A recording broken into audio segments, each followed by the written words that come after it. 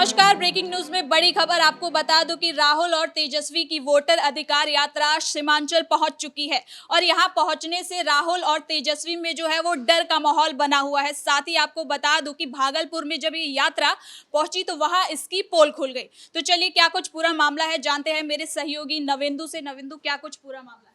देखिए, वोट अधिकार यात्रा जो है अब वो सीमांचल पहुंच चुकी है और 7वां दिन है आज यात्रा का। इसके बाद राहुल गांधी और आगे भी जाएंगे, लेकिन सीमांचल में इस यात्रा का महत्व तो बहुत ज्यादा है। सीमांचल में पिछले बार ओवैसी की पार्टी ने 5 सीटें जीती थी, जिसके बाद आरजेडी ने 4 विधायकों को तोड़ लिया। लेकिन सीमांचल में मुस्लिम वोट जो है उसकी संख्या बिहार में सबसे ज्यादा है।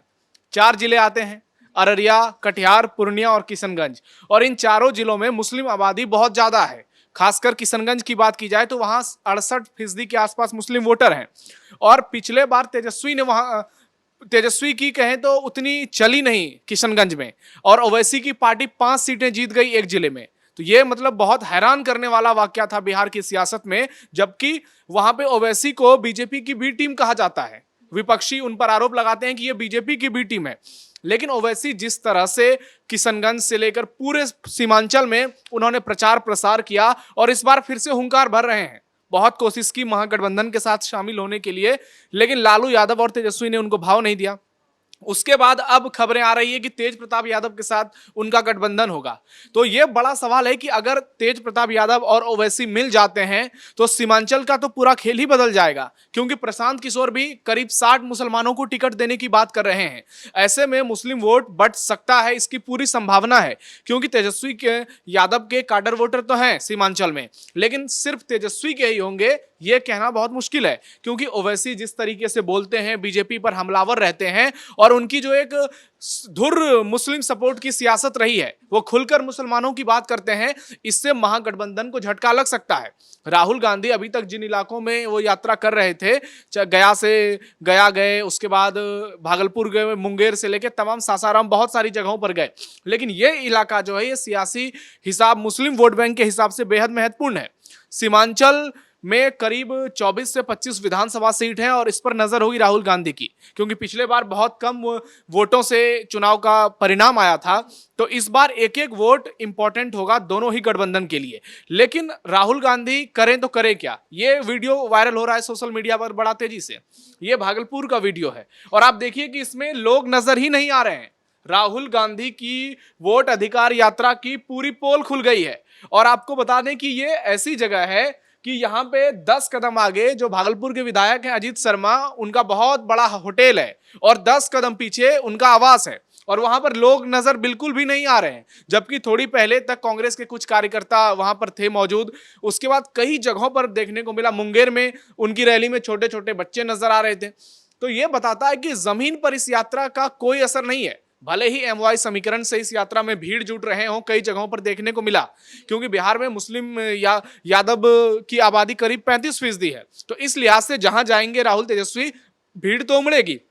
लेकिन उसके अलावा जो दूसरा हिस्सा है वहां पर यह पूरी तरह से फ्लॉप रही है अभी तक वोट अधिकार यात्रा। और भागलपुर में कल इनकी पोल खुल गई कि कांग्रेस के विधायक हैं और उनके घर के सामने एक साइड V2 मॉल है, वो तस्वीरें हमने लगाई हैं इसमें, वहां पर लोग मौजूद हैं, लेकिन दूसरी ओर लोग ही नजर नहीं आ रहे हैं। और बीजेपी के लोग वहां पर मौजूद थे, जेडीयू के लोग मौजूद थे, जिन्होंने इस वीडियो को बनाया, वायरल किया, और अब इस वीडियो की भी पुष्टि हो गई है। और ये देखिए कैसे राहुल गांधी भीमराव अंबेडकर की तस्वीर को देख रहे हैं।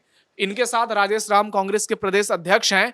बार बार इनकी कोशिश है कि 5% रविदास वोट बैंक जो बिहार में है उसमें डाका डाला जाए, क्योंकि मायावती उस तरह से सक्रिय रही नहीं है। 2024 के लोकसभा चुनाव में मायावती को 2% वोट मिली है बिहार में। इससे आप अंदाजा लगा सकते हैं कि अभी भी बीएसपी का वहां पे पकड़ है। तो राहुल गांधी की नजर है कि रविदास जाति की अगर 5% में से 3-4% भी वोट उनको मिल जाए तो खेला पलट सकता है, और यह हकीकत भी है। लेकिन सवाल यही है, क्या रविदास जाति के लोग मायावती को छोड़कर, बीजेपी जेडीयू को छोड़कर इनके साथ आएंगे? हालांकि इन्होंने उसी समुदाय से प्रदेश अध्यक्ष बनाया है। अब राहुल गांधी की दिक्कत क्या है? रविदास समुदाय पूरी तरह से इनसे अभी जुड़ा नहीं है। दूसरी ओर मुस्लिम जो हैं, अगर ओवैसी और तेज प्रताप का गठबंधन सीमांचल में होता है तो ये तय मानिए कि खेला पूरी तरह से पलट सकता है, क्योंकि पिछली बार ओवैसी 5 सीट तो जीते ही थे, उसके अलावा कई सीटों पर खेल खराब कर दिया था। हालांकि कटिहार और पूर्णिया में आरजेडी का प्रदर्शन बहुत शानदार हमेशा से नहीं रहा है। पूर्णिया लोकसभा सीट पर भी जेडीयू का कब्जा रहा कई बार तक। उसके बाद इस बार पप्पू यादव वहां से जीते हैं। हालांकि पप्पू यादव को ट्रक से उतार दिया गया था, लेकिन कल वो राहुल गांधी के साथ नजर आए। लेकिन आगे क्या तेजस्वी यादव उनको अपने साथ कंटिन्यू करेंगे, ये बड़ा सवाल है। लेकिन सीमांचल में जो 24-25 सीटें हैं वो बहुत इंपॉर्टेंट होने वाली हैं, और कुल मिलाकर कहा जाए तो यही तय करेगी कि बिहार की सत्ता में इस बार किसकी, क्या महागठबंधन की सरकार आएगी या फिर एनडीए की वापसी होगी। जिस तरह से रुख रहा है तेज प्रताप यादव का और ओवैसी का, उससे तो लग रहा है कि गठबंधन लगभग अब फाइनल हो चुका है, बस ऐलान होना बाकी है। तो ये अगर बीते 7 दिन की बात करें, या यात्रा 7 दिन से चल रही है, तो यात्रा का जमीनी स्तर पर और जनता के बीच में क्या कुछ असर देखने को मिल रहा है? जनता के बीच में कोई असर नहीं देखने को मिल रहा है। भीड़ कैसे जुटते हैं, कैसे जुटाए जाते हैं, हर किसी को पता होता है। कोई एक छोटा नेता भी अपने इलाके में जाता है तो उसके पीछे भी लोग आते हैं। यहाँ तो दो पार्टी के दो सबसे बड़े नेता हैं, वीआईपी के मुकेश सहनी भी हैं, सीपीआई की तीनों पार्टियां भी मौजूद हैं। तो जनता की भीड़ तो है, लेकिन ये भीड़ सिर्फ उन्हीं इलाकों में नजर आ रही है जहां पर इनका एमवाई समीकरण है। उसके अलावा जहां भी ये जाते हैं उस तरीके की भीड़ नजर नहीं आती है। आप देखिए तस्वीरों में, ये भागलपुर का V2 मॉल है, यहाँ पे मुस्लिम भीड़ बहुत ज्यादा थी राहुल के उसमें, बाकी दूसरे समुदाय के लोग बेहद कम नजर आए। अब रास्ते में चलते फिरते कोई जुट जाए तो उसकी बात अलग है, लेकिन वो दीवानगी जो देखने को मिलती है नेताओं के लिए, जैसे पीएम मोदी कहीं रोड शो करते हैं, अगर 10 किलोमीटर तक भी उनका रोड शो होता है तो दोनों छोर पर लोग मौजूद रहते हैं भारी संख्या में।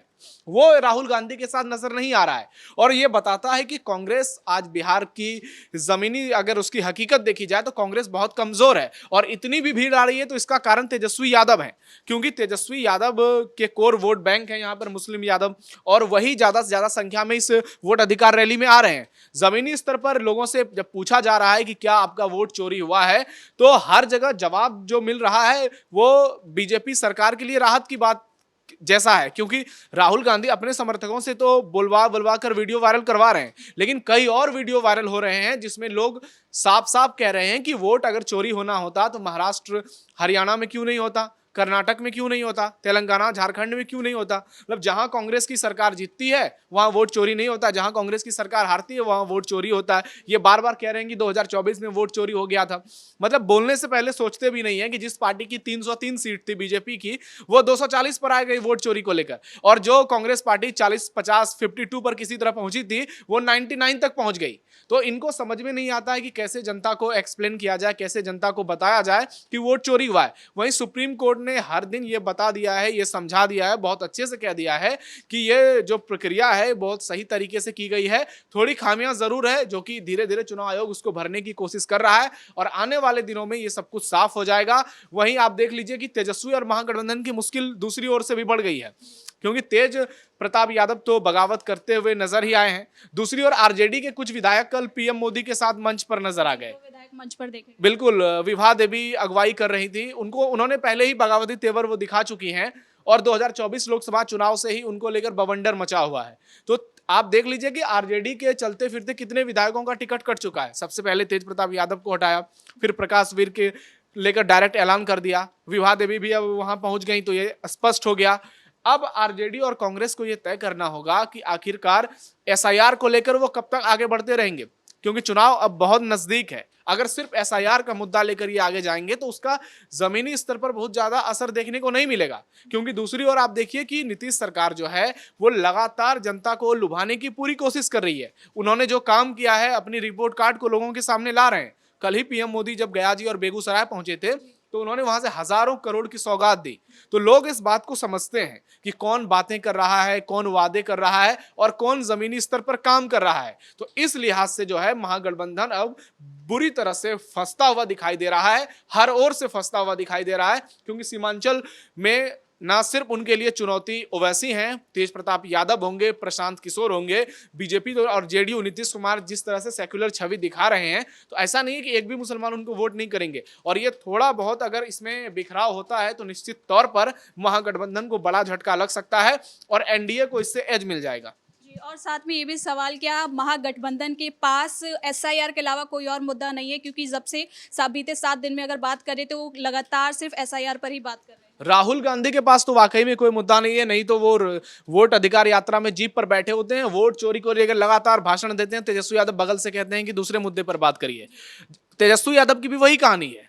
अभी तक वो क्या उनका विजन रहेगा अगली बार सरकार को लेकर कुछ भी नहीं बता रहे हैं, बस वोट चोरी हो रहा है। और इनकी हिम्मत को देखिए कि ये सुप्रीम कोर्ट का कहा नहीं मान रहे हैं, ये अपने से ऊपर किसी को समझते ही नहीं है। जब सुप्रीम कोर्ट बार बार कह रहा है कि गलत नहीं हो रहा, अगर गलती होगी तो हम पूरी प्रक्रिया को रद्द कर देंगे, उसके बावजूद ये लोग बात मानने को तैयार नहीं है, क्योंकि ये राजा खानदान के हैं। इनको लगता है कि भारत में मोनार्कियल शासन जो है अभी भी चल रहा है और ये राजा हैं, राजा के बेटे हैं, ये जैसा चाहेंगे वैसा ही होगा।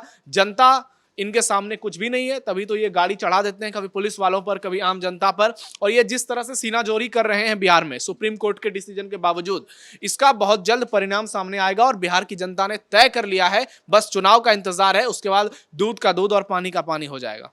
बहुत बहुत शुक्रिया आपका इन सभी तमाम जानकारी के लिए। तो आपको बता दूं कि वोटर अधिकार यात्रा अब कटिहार आज पहुंच चुकी है और इस यात्रा से क्या कुछ निकलकर सामने आता है, इसकी अपडेट हम आपको देते रहेंगे। फिलहाल के लिए इस ब्रेकिंग में इतना ही। कैमरा पर्सन राजकुमार के साथ मैं सृष्टि शाह।